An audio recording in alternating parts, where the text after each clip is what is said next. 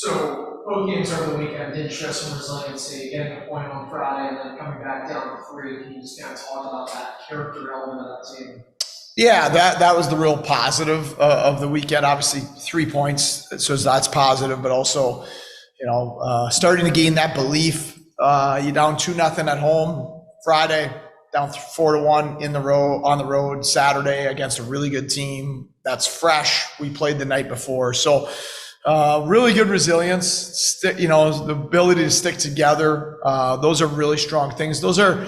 So much of that starts with like your leaders. Mersch was amazing on the bench in the Toronto game when we were down, and just kind of trying to will guys back into the fight with him, and other guys too. Ethan Prow and Jeremy Davies and Brett Murray, and you could feel some of those core guys for us that have been through a lot here.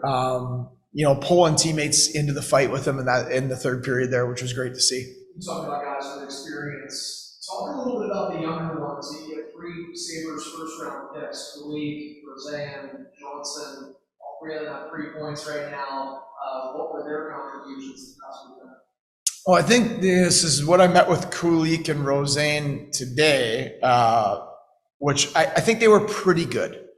They have a lot better in them, but the good part of that is they both had 3 points in 2 games and helped us get 3 points as a team.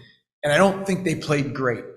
And so that's a good thing. Last year, they would have been dying to find 3 points in a weekend. I mean, it was just this first half of the year. They're hard to come by. The second half of the playoffs, they took off. But, I talked to the 2 of them about, similar to Jack Quinn and Jack's second year. Jack's first year was up and down in that COVID year. In the second year, my standard rose for him, and it is for those 2 as well. And they need to be our best players. They need to be drivers of our team, not just kids that add offense, drivers of our identity, of our competitiveness, because that's what's going to make us a great team, but that's what they need to become NHL players. And so my standard of the 2 of them is just going to be a lot higher this year, and I'm going to be harder on them. Last year's a lot of arm around them because it was a lot of adjustment as a young age. And this year it's going to be demanding of them because we need them to be drivers for us.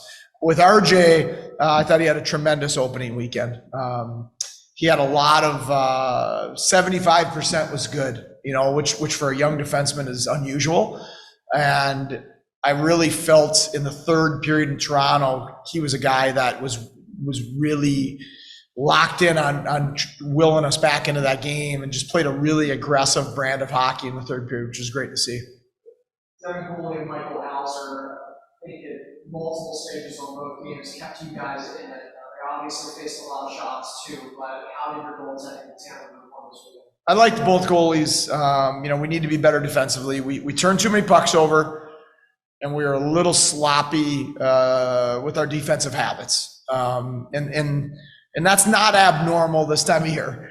And those 2 did a really good job of steadying us, giving us a chance. And then what I really like is, when you get down, keeping it at a number, for example, Hauser, like when we got to 4-2 early in the third, then 4-3, he had this really calm presence, and you kind of felt from him like he's going to keep it at 4. And so if we get it to 4, we're going to get a point out of this thing. And then fortunately, we were able to find a second point as well.